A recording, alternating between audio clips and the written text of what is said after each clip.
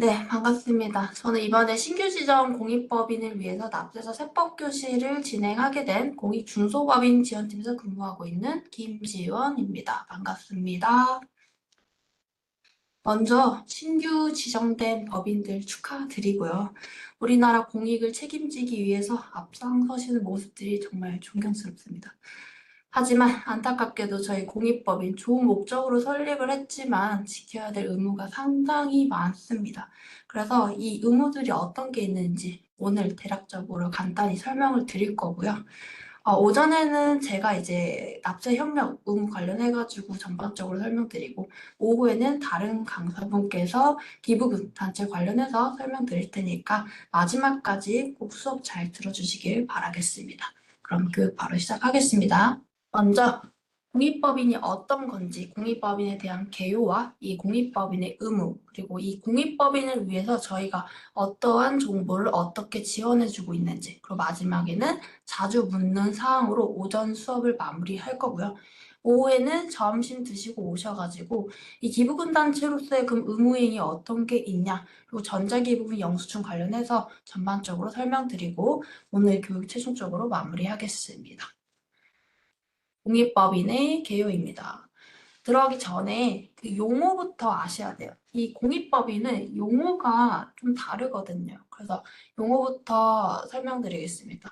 일단 출연이 어떤 거냐 하시면 저희 민법과 상중세법에서 이 출연이라는 게 있는데 이 민법에서는 본인의 의사에 따라서 자기의 재산을 감소시키고 타인의 재산을 증가시키는 효과를 가져오는 행위를 말합니다. 하지만 이 공익법인 상증세법을 따라가거든요. 상증세법상 출연이란 기부 또는 증여 등의 명칭에도 불구하고 공익사업에 사용하도록 무상으로 재산을 제공하는 행위를 말을 합니다. 쉽게 말해 무상으로 취득한 재산, 이게 출연재산이고요. 기부 받으시면 기부금은 출연재산에 포함이 됩니다. 그 출연 행위에 따라서 제공된 재산을 출연재산이라고 하고 재산을 출연하는 자, 즉 기부하는 자를 출연자라고 합니다. 밑에 보시면 국가 또는 지자체 등으로부터 받는 보조금은 출연재산에 해당하지 않는다고 되어 있는데 이 보조금, 주무관청으로부터 보조금을 지급받잖아요. 지급받으실 거고 그러면 이제 주무관청한테 이 보조금을 어떤 식으로 잘 운영하고 사용하고 있는지 관리 감독을 별도로 받으실 겁니다. 따라서 이 출연재산에 해당하지 않는다는 건 이미 주무관청에서 이 사후관리로 그 관리 감독 받고 있기 때문에 이 출연 재산에서도 별도로 그냥 관리를 받지 않겠다라고 그냥 쉽게 생각하시면 돼요. 따라서 그냥 국가로부터 받는 보조금은 출연 재산으로 보지 않는다라고 이해하시면 되겠습니다. 그럼 국가로부터 받는 보조금만 있다 하시면 출연재산 보고서 제출 의무는 별도로 없고요. 다만 다른 공익법인으로부터 받는 보조금이 있다 하시면 그거는 출연재산에 해당이 됩니다.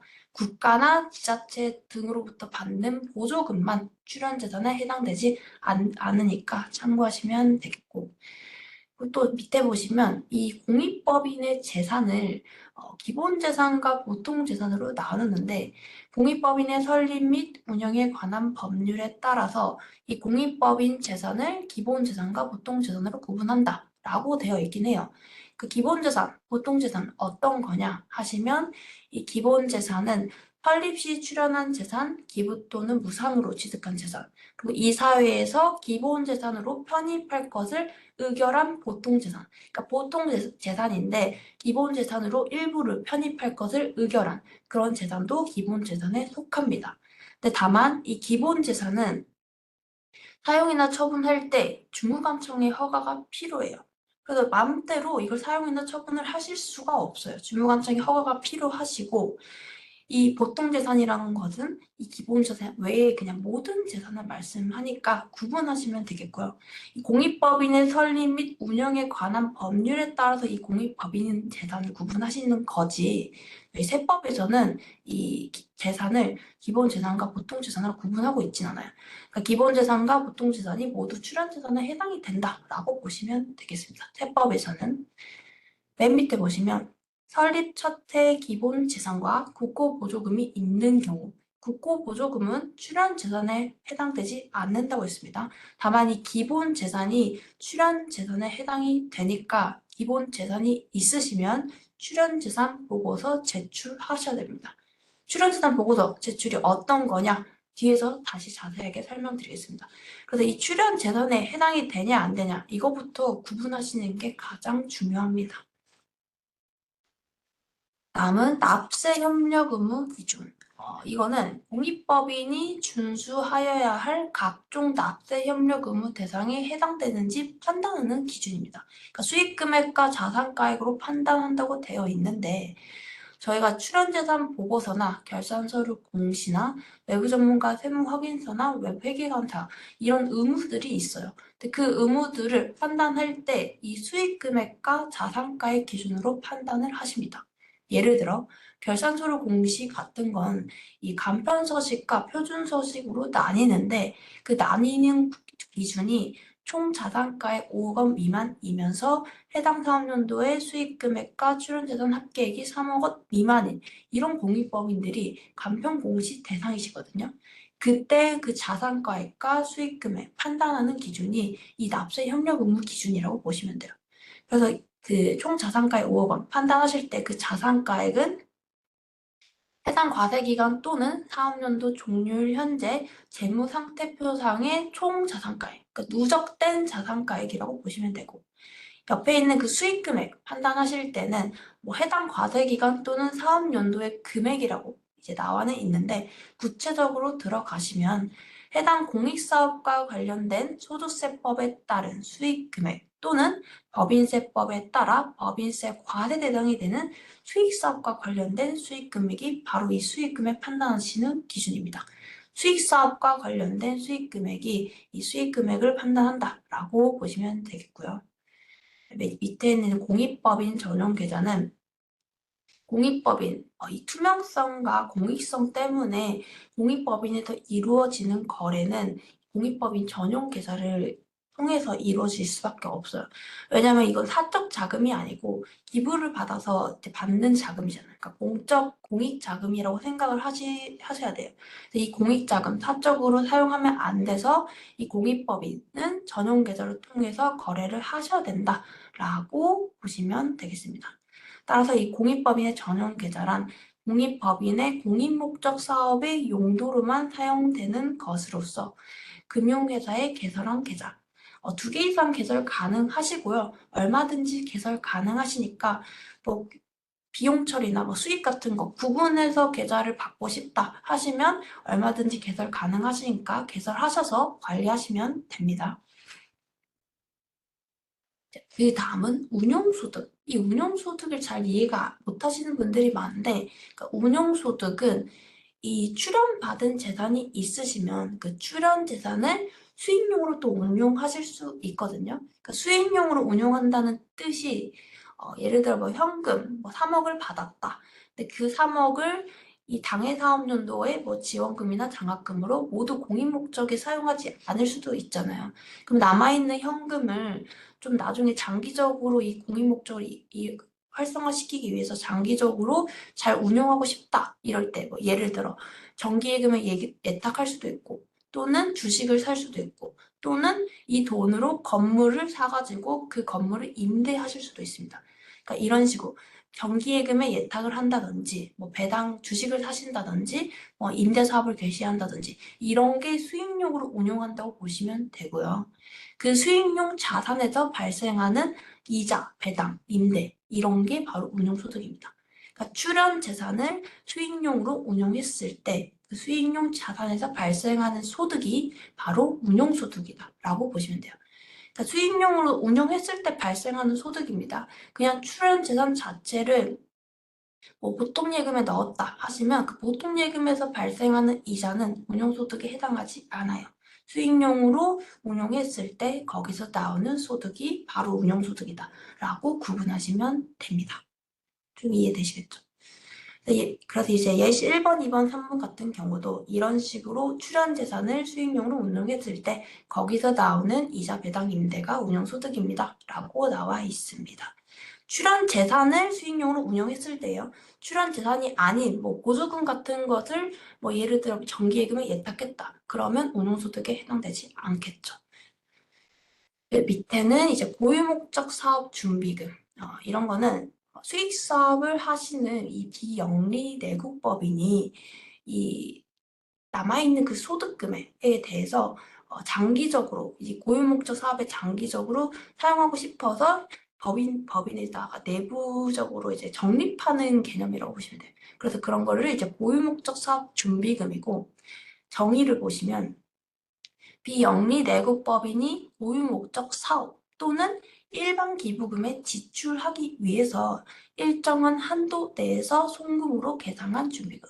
그러니까 고유목적 사업 또는 일반 기부금에 지출하기 위해 계상하는 준비금 개념이다 라고 보시면 됩니다.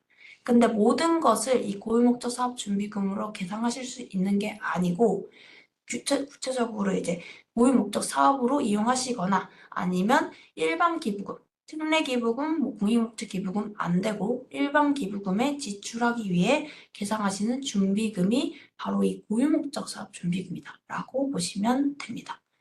이거는 이제 고유목적 사업 준비금으로 계산하실 거면 별도의 회계 처리를 통해서 하셔야 된다는 것도 참고하시면 되겠고, 이 준비금 옆에 밑에 보시면 준비금의 설정 대상 소득은 이자 소득과 배당 소득 그리고 기타의 수익 사업에서 발생한 소득의 일정률을 곱한 금액으로 합니다. 참고하시면 되겠습니다. 이제 공익법인이란 어떤 건지에 대해서 설명드리겠습니다. 공익법인, 어떤 공익법인을 이제 공익법인이라 하시면 이 법인세법상 일단 비영리 법인에 속해야 되고요. 제일 큰 틀이 비영리 법인이신 거예요. 법인세법 2조에 따른 이 비영리 법인이라는 큰 틀에 속해져 있고, 그 안에 법인세법 24조에 따른 기부금 단체로 또 속해 있어야 됩니다. 그래야 기부금을 받으시면 증여세가 과세가 안 됩니다. 이 공익법인은 증여세가 과세가 안 되는 거고요. 기부금 단체로 기본적으로 속해 있어야 기부금을 받으실 수 있고 기부금 영수증을 발행하실 수 있다는 거 참고하시면 되고, 또 그 안에 상증세법 시행령 제12조에 열거가 되어 있는 법인이 바로 공익법인입니다. 그러니까 기부금 단체일 수 있는데 공익법인이 아닌 경우들이 있어요. 여기에 속한 거겠죠.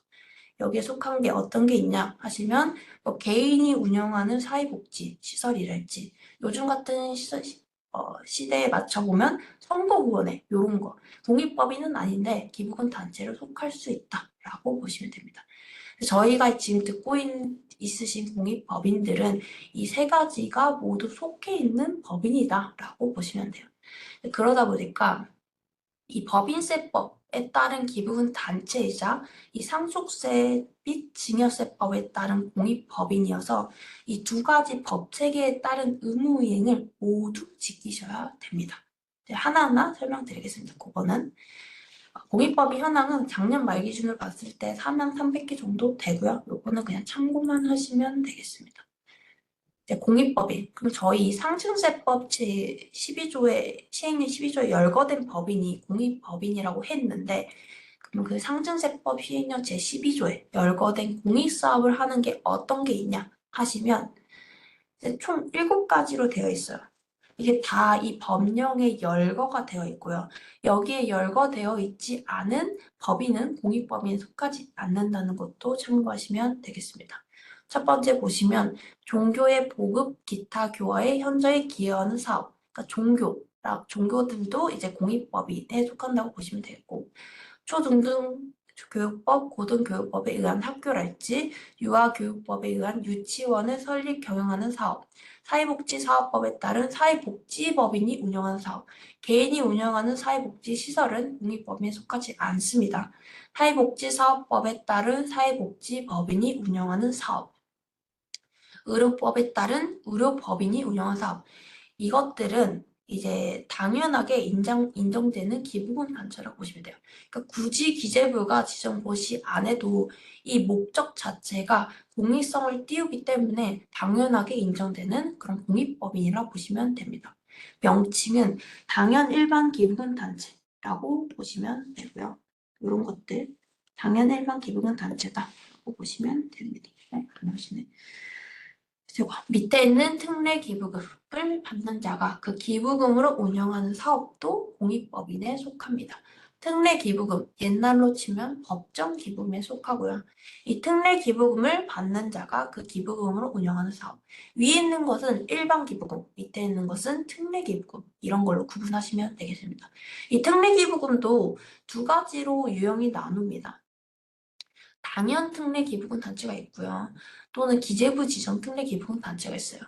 당연 특례 기부금 단체, 그러니까 국가, 지자체가 설립한 공익법이 뭐 산학협력단, 전문대학병원 이런 거, 국립대학병원 이런 거 이제 그런 것들은 당연하게 인정되는 특례 기부금 단체다라고 보시면 되겠고 국가가 설립하시니까 그냥 당연하게 인정되는 기부금 단체다라고 보시면 돼요.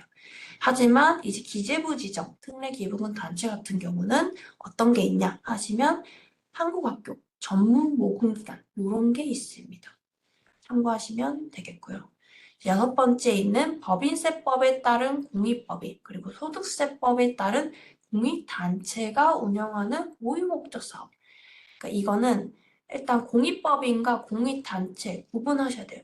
공익단체들도 이 공익법인에 속합니다. 여기 열거되어 있어요. 그래서 공익단체들도 뒤에 있는 출연지산 보고서랄지 결산서류 공시랄지 모두 의무 이행을 하셔야 된다는 거 참고하시면 되겠고요. 일단 공익법인과 공익단체 차이점을 설명을 드리자면 일단 법 체계부터 다르고요. 공익법인은 말 그대로 법인세법을 따라가고 이 공익단체는 법인세법이 아니라 소득세법을 따라가는 단체라고 보시면 됩니다. 이 공익법인은 우리 추천을 거쳐가지고 그러니까 국세청장의 추천을 거쳐서 기재부가 지정 고시하는 그런 공익법인이시라면 이 공익단체는 저희가 아니고 행안부 장관의 추천을 거쳐가지고 기재부가 지정 고시하는 그런 단체라고 보시면 돼요. 그래서 좀 차이점을 두시면 좋을 것 같고 맨 마지막은 이제 공익 목적 기부금이라는 게 있거든요. 그 공익 목적 기부금을 받아서 기재부가 지정 고시하는 그런 법인도 공익사업의 유형에 속합니다. 그러니까 다시 말해 일반 기부금을 받는 공익법인들도 있고 특례 기부금을 받는 공익법인들도 있고 또는 공익 목적 기부금을 받아서 운영하시는 법인들도 있습니다. 이런 게 공익법인에 속한다라고 보시면 되겠고 여기에 열거되어 있지 않은 법인들 어떤 게 있냐? 예를 들면 동창회, 뭐 종중, 아파트 입주자 대표회 이런 것들은 공익법인에 속하지 않습니다. 그들이 누군가한테 막 기부를 받아도 이 공익법인에 속하지 않는다는 거. 만약에 누군가한테 돈을 받으시면 증여세가 과세될 수 있다라고 보시면 돼요. 여기에 열거된 자들만 공익법인에 속한다라고 보시면 되겠습니다. 그럼 공익법인 어떤 게 이제 지원을 해주고 있냐라고 보시면 공익법인이 재산을 출원받은 경우에 상속세 및 증여세가 과세되지 않고 있습니다. 그러니까 출원자 기부하시는 자가 이 공익법인한테 기부를 했을 때 이 공익법인들 그 기부받은 내역에 대해서 상증세를 별도로 과세하지 않겠다는 거예요. 이게 가장 큰 혜택이고요.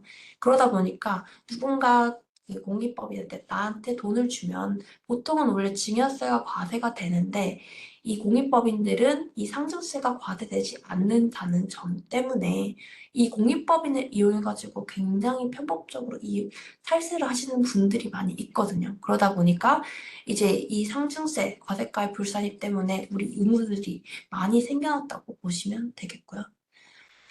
어쨌든 공익법인이 아닌 비영리법인이 무상으로 취득한 재산은 증여세 과세 대상이다. 하지만 공익법인은 상증세가 과세하지 않겠다라고 보시면 되겠습니다. 법인세 측면에서는 맨 처음에 저희가 큰 틀로 봤을 때 비영리법인에 속한다고 했잖아요. 비영리법인에 속해서 이 비영리법인들도 수익사업을 영위하실 수 있거든요. 수익사업 영위하시면 법인세 신고 납부 의무 있습니다. 3월 달에 법인세 신고 납부 의무 있으니까 3월 달에 신고하셔야 되고요. 이 고유목적 사업준비금, 아까 말씀했던 이 고유목적 사업토는 일반 기부금에 지출하기 위해서 법인에 계상하는 준비금, 이런 걸로 통해서 비용 처리도 가능하다라고 보시면 되겠고, 이자 소득과 자산 양도 소득에 대한 특례가 적용이 가능하다. 이자 소득 같은 경우는 쉽게 그냥 간단하게만 말씀드리면 원천 징수된 이자 소득만 있는 경우에 말 그대로 원천 징수된 이자 소득만 있는 그런 비영리법인 같은 경우에 이자 소득에 대한 법인세 신고로 그 원천세를 환급받을 수 있는 제도가 이 이자 소득에 대한 특례라고 보시면 돼요. 그러니까 이걸 하실 거면 3월 달에 진행을 해주시면 됩니다.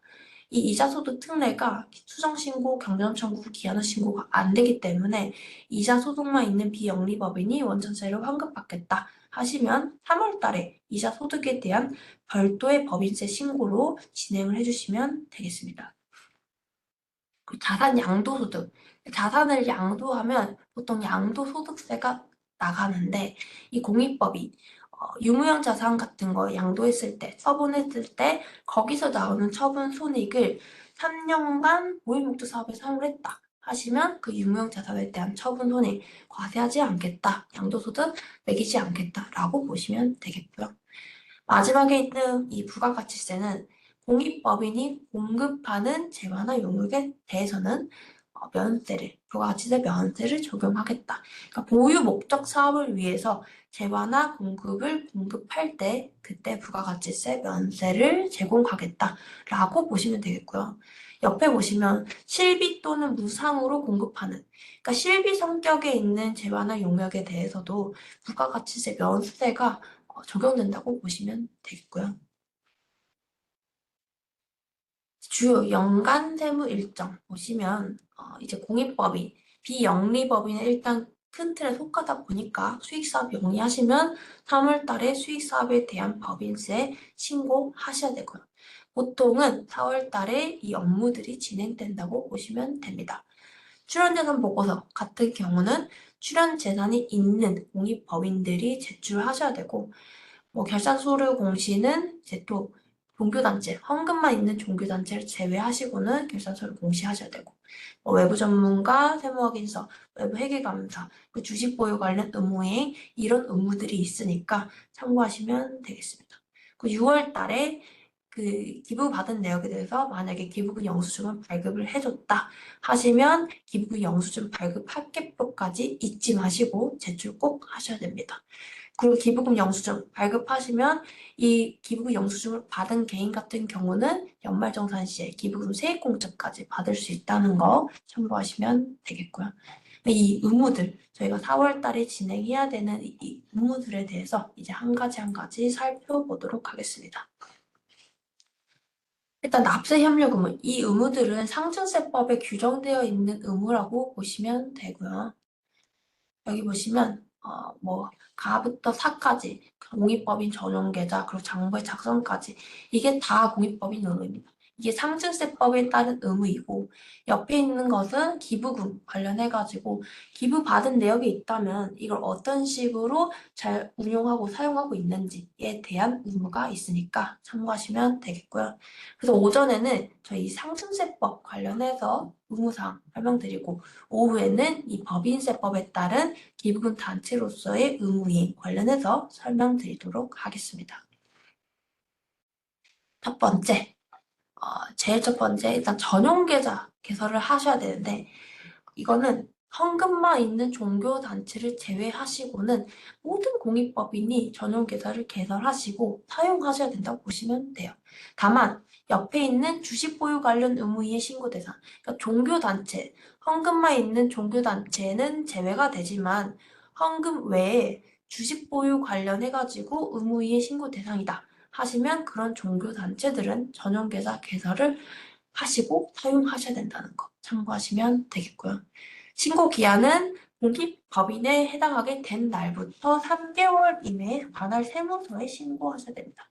변경이나 추가할 때는 1개월 이내 지정 계좌를 본점에서 모두 포함해가지고 개설하시고 관리하셔야 된다는 거 참고하시면 되겠고요. 이 밑에 있는 기재부 장관이 공익법인 등으로 지정 고시하여 그 설립일로부터 공익법인으로 보는 경우. 지금 저희 신규 지정 공익법인들이시잖아요. 신규 지정 공익법인. 그럼 이 공익법인에 해당하게 된 날이 언제냐라고 하시면 이 기재부 장관이 고시하는 날이라고 보시면 돼요. 그 기재부 장관이 지정 고시하는 날부터 3개월 이내에 전용 계좌를 개설하시고 사용하셔야 됩니다. 만약에 이 기간 내에 안 하셨다 하시면 가산세가 부과될 수 있다는 거 참고하시면 되겠고요. 전용계좌 사용 의무 거래는 이런 식으로 되어 있어요. 직접 공익목적 사업 관련 수익과 지출을 금융기관을 통해 결제하거나 결제받는 경우랄지, 또는 기부금, 출연금 또는 회비를 받는 경우, 인건비, 임차료를 지급하는 경우, 공익목적 사업과 관련된 기부금, 장학금, 연구비, 생활비 등을 지급하는 경우, 마지막 수익용 자산의 처분 대금, 그리고 그 밖의 운용소득을 고유목적 사업회계에 전입했을 때 이럴 때는 전용 계좌를 개설하시고 사용하셔야 된다라고 보시면 되겠고요.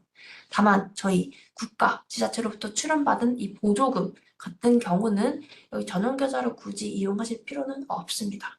그리고 이 출연받은 재산을 정기예금으로, 그러니까 수익용으로 운용했을 때 그 정기예금 계좌는 이 전용 계좌에 해당하지 않습니다. 그러니까 전용 계좌에 해당하지 않으니까 이 정기예금 계좌 굳이 전용 계좌로 개설하실 필요가 없습니다. 다음은 이제 출연재산, 보고서 제출 의무. 앞에서 계속 용어부터 해가지고 출연에 대해서 설명드렸습니다. 이 출연, 일단 출연재산 보고서는 출연재산이 있는 공익법인이 이 보고서를 제출하셔야 되고요. 그래서 이 출연재산에 어떤 게 속하는지, 속하지 않는지 구분부터 하셔야 돼요. 기부금, 후원금 이런 것들은 출연재산에 속하고요. 다만 회비 이런 거는 출연재산에서 속하지 않습니다. 근데 회비 같은 거 무조건 이제 출연재단에 속하지 않는다는 게 아니고 이 회비도 실질을 따지셔야 돼요. 그러니까 정기 회비의 같은 개념은 이제 출연재산으로 속하지 않을 수 있는데 비정기적으로 일부 회원한테 받는 그런 느낌의 그런 성격에 있는 회비는 출연재산으로 속한다고 보시면 돼요. 그러니까 정기회비는 출연재산에 속하진 않겠지만 특별회비 같은 성격은 출연재산에 속하니까 그런 경우에 회비가 있다 하시면 출연재산 보고서 제출하셔야 됩니다. 그러니까 이 회비의 성격을 구분하시는 기준은 회비를 납부하실 때 그 납부에 따른 혜택이 없거나 회비를 납부하시는 분이 혜택이 별도로 없거나 또는 납부가 강제되지도 않아요. 또는 기부금 영수증을 발급했어요. 그러면 사실상 명목상 회비일지라도 기부금이랑 똑같거든요. 그래서 기부금이랑 동일한 성격으로 보시고 그런 회비의 성격이시라면 출연재산에 해당이 되니까 출연재산 보고서 제출하셔야 된다라고 보시면 돼요. 따라서 이 출연재산에 어떤 게 속하고 어떤 게 속하지 않는지 이게 제일 구분하시는 게 중요하다고 생각됩니다. 근데 이제 종교단체 같은 경우 예외사항이 있어요. 이 헌금만 있는 종교단체는 제외가 될 수 있습니다. 헌금만 있는 종교단체는 이 출연재산 보고서 굳이 제출하지 않아도 되고요. 헌금도 기부금에 속하지만 이 헌금은 이 재산가에 산정하기가 쉽지 않거든요. 그러니까 헌금이라는 이 개념이 불특정 다수로부터 헌금을 지출받아 재산가의 선정이 어려운 이런 종교단체는 제외가 되고 있다라고 보시면 돼요. 하지만 이 헌금 외에 출연을 만약에 부동산이나 주식으로 받았다 하시면 그런 종교단체들은 이 부동산, 주식에 대해서 출연재산 보고서 제출 의무 있으시니까 하셔야 됩니다. 모든 종교단체가 그냥 바로 출연재산 보고서가 제출이 의무가 제외되는 게 아니에요. 헌금만 있는 종교단체만 제외되고 있다라고 보시면 되겠고요. 보고기한은 해당 사업연도 종료일부터 4개월 이내에 제출하셔야 됩니다. 작년에 신규 지정받은 공익법인들 올해 4월 달에 12월 말 법인이시면 올해 4월 달에 24년도에 대한 신고하셔야 됩니다. 올해 신규 지정 받으신 공익법인들은 내년에 신고하셔도 되지만 작년에 신규 지정 받은 공익법인들 출연 재산이 있으시면 올해 4월 달에 출연 재산 보고서 제출하셔야 됩니다. 이행 방법은 전자제출도 가능하시고 서면제출도 가능하시니까 참고하시면 되겠고요. 미제출하셨을 때 가산세가 부과될 수 있다라고 보시면 되겠습니다. 두 번째는 결산서류 공시 의무입니다. 결산서류 공시는 이제 모든 공익법인이 이행을 하셔야 되고요. 다만 헌금만 있는 종교단체 마찬가지로 제외가 될 수 있어요. 근데 이 종교단체일지라도 주식 보유 관련 의무이행 신고 대상은 결산서로 공시하셔야 되고요. 앞에서 봤던 이 출연재산은 어, 이제 출연재산은 부동산이나 주식이 있으면 출연재산 보고서 제출 의무 있었잖아요. 근데 이 결산서류는 저희 주식 보유 관련 의무이행 신고 대상인 종교단체만 결산서를 공시를 하시면 돼요. 부동산은 제외하시고 좀 구분해서 판단하시면 되겠고요. 네, 저희 결산서류도 유형이 두 가지가 있습니다. 간편서식과 표준서식으로 나뉘는데 간편서식은 정말 이름 그 자체만으로 알겠지만 간편하게 공시하실 수 있는 서식이에요. 간편서식 보시면 아시겠지만 그냥 자산, 부채, 수익 현황, 공인 목적, 세부 현황 이런 것만 공시하시면 되고요. 간편서식 그럼 어떤 자들만 공시하실 수 있냐 하시면 총 자산가액이 5억 원 미만이고 엔드 조건이에요. 같이 가셔야 돼요. 수익 금액과 출연받은 재산의 합계액이 3억 원 미만. 그러니까 총 자산가액 기준도 충족하셔야 되고 수익 금액과 출연받은 재산의 합계액 조건도 충족을 하셔야 됩니다. 그래야 이 두 가지 요건을 충족하셔야 간편서식으로 결산서를 공시하셔도 된다라고 보시면 돼요. 하지만 이 요건에 충족되더라도 표준서식으로 공시하고 싶다 하시면 상관없습니다. 그렇게 공시하셔도 됩니다. 간편서식에 해당하시는 분들은 간편서식으로 해도 되고 표준서식으로 해도 되고 다만 이 조건에 해당되지 않은 표준서식 공시자들은 무조건 표준서식으로만 공시하셔야 된다는 거 참고하시면 되겠고요. 공시기한은 해당 사업연도 종료일부터 4개월 이내에 공시하셔야 된다라고 보시면 되겠고 이행 방법은 홈택스로 공시하셔야 됩니다. 이거는 무조건 전자공시로 하셔야 돼요. 서면 제출 안 됩니다. 서면 제출 하실 수도 없고요. 무조건 홈택스로 전자공시 하셔야 된다라고 보시면 되겠고요. 가산세는 공시를 누락하거나 또는 내용에 오류가 있어서 국세청장이 시정 요구를 한번 하실 거고요. 그 기간 안에 고치시면은 가산세가 별도로 부과되진 않겠지만 이 기간을 넘어가지고 재공시하셨다 하시면 그때는 가산세가 부과될 수 있습니다. 만약에 결사서를 공시하시고 공시 오류가 날 수도 있거든요. 사람이 실수도 할 수도 있잖아요. 그래서 공시 오류 나시면 저희가 이제 하반기쯤에 안내문이나 연락을 드릴 거예요. 그때 공시 오류가 혹시 있으시면 어떤 게 있는지 확인해 보시고 그때 오류를 수정해 주시면 됩니다. 그 기간 내에 오류 수정해 주시면 아무런 문제가 없고요. 다만 저희가 계속적으로 연락을 드리고 그 시간이 많이 들였는데도 그 기간 내에 이제 수정을 안 해주신다, 재공시를 안 해주시면 그때는 가산세가 부과될 수 있다는 거 참고하시면 되겠고요. 일반적으로 공익법인 회계 기준을 따른다. 의료나 학교법인 같은 경우는 그 본인들만의 그 특수 회계 기준이 있어서 그 회계 기준을 따르셔야 되고 이 법인들 외에는 보통 일반적으로 공익법인 회계 기준을 따르셔야 된다라고 보시면 됩니다. 이 결산서류 공시 아까 하나 말씀드렸던 게 이 보조금은 출연재산에 해당되지 않았어요.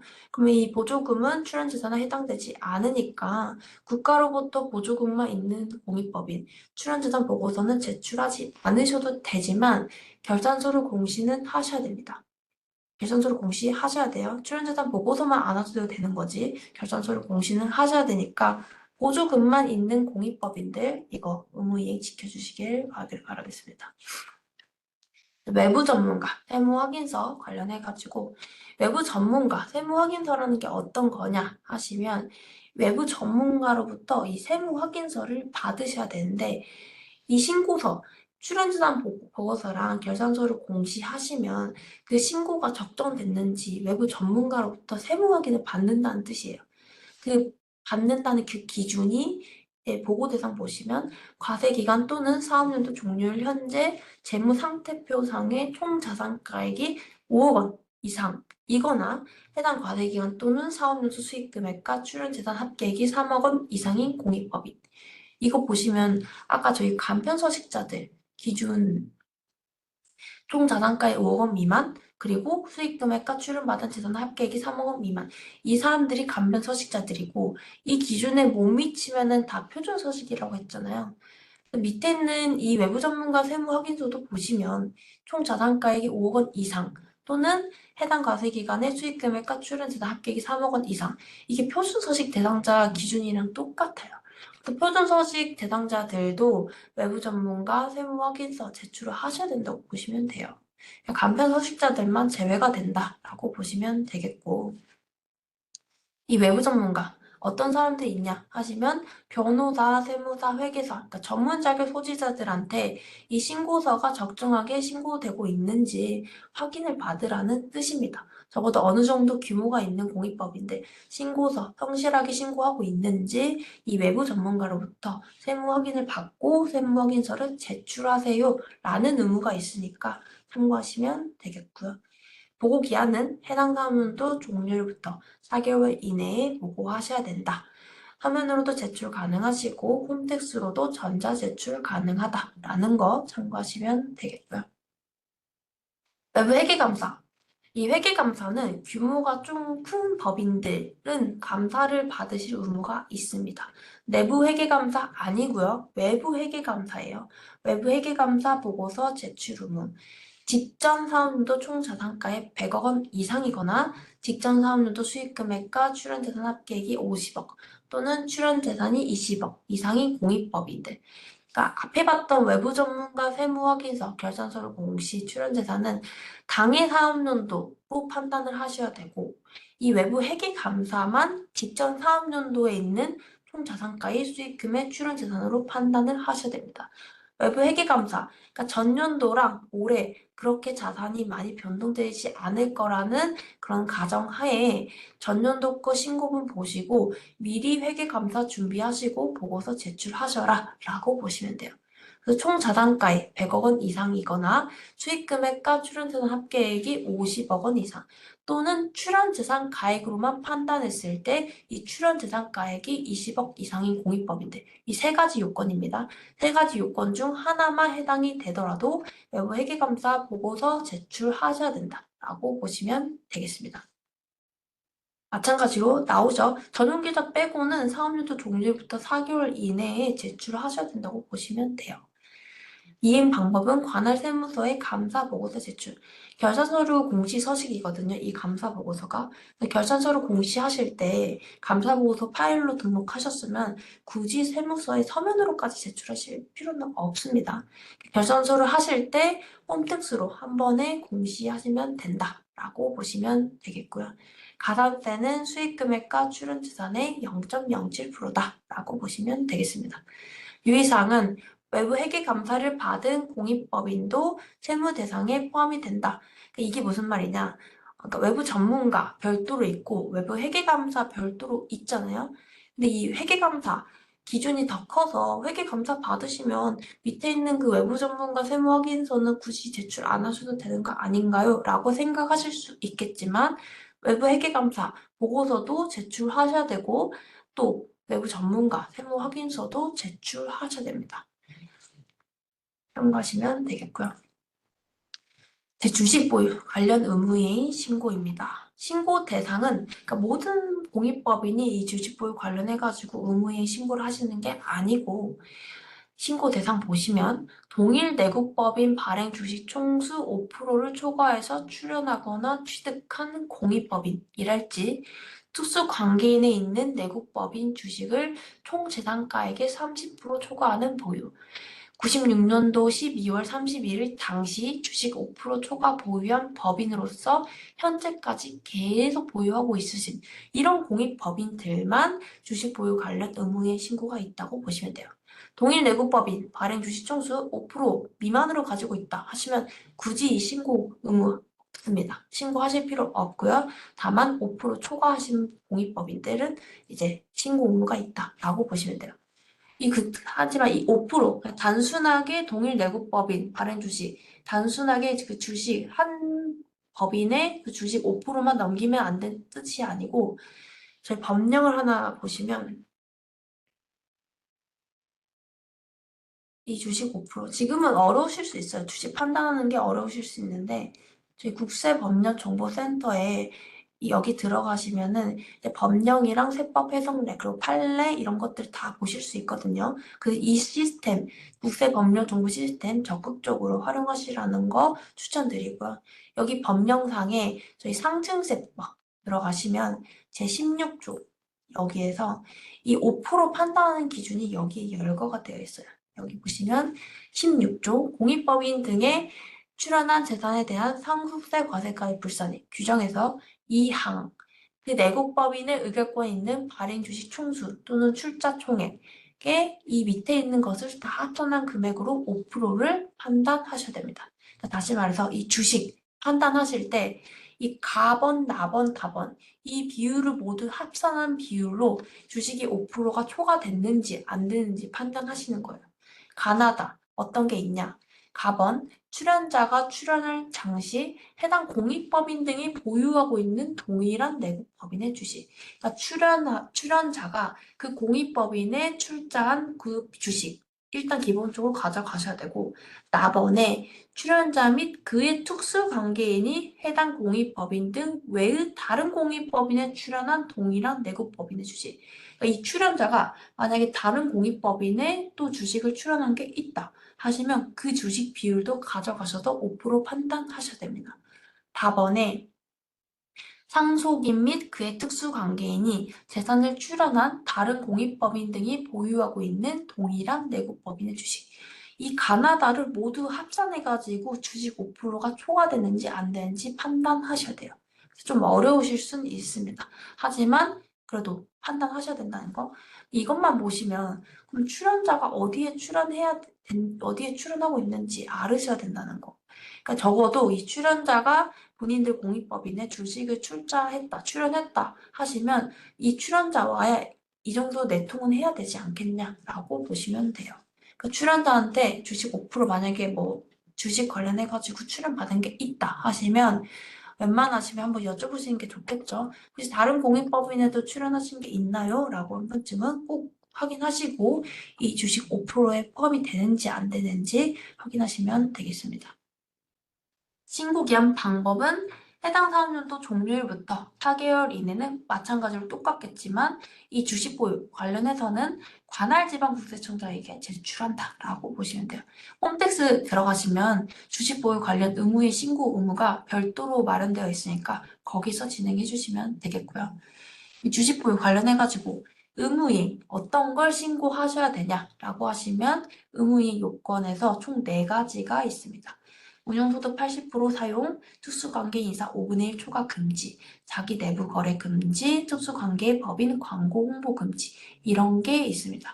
이 요건들을 충족하고 있는지 아닌지 신고하실 의무가 있으니까 이 신고 대상에 포함되시는 공익법인들 의무이행 신고하시면 되겠고요.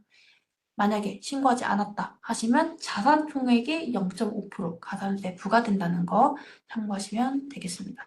요건 미이행 시에 주식기준 초과 보유분에 대한 증여세가 부과된다. 그러니까 이 말은 뒤에서 한 번 더 설명드리긴 하는데 이 요건을 충족하시면 원래는 5% 초과되면 그 5% 초과분에 대해서 증여세가 부과가 되거든요. 하지만 이 요건을 충족하시면 10%까지는 보유해도 그 10% 아래는 증여세 부과하지 않겠다. 5%에서 그 10% 사이는 증여세를 부과하지 않겠다라고 보시면 돼요. 하지만 10% 초과되면 그 초과분에 대해서는 또 증여세가 부과될 수 있다는 것도 참고하시면 되겠고요. 이제 장부의 작성 비치 의무 관련해서 설명드리면 모든 공익법인들 장부를 작성하시고 10년간 보존하실 의무가 있고요.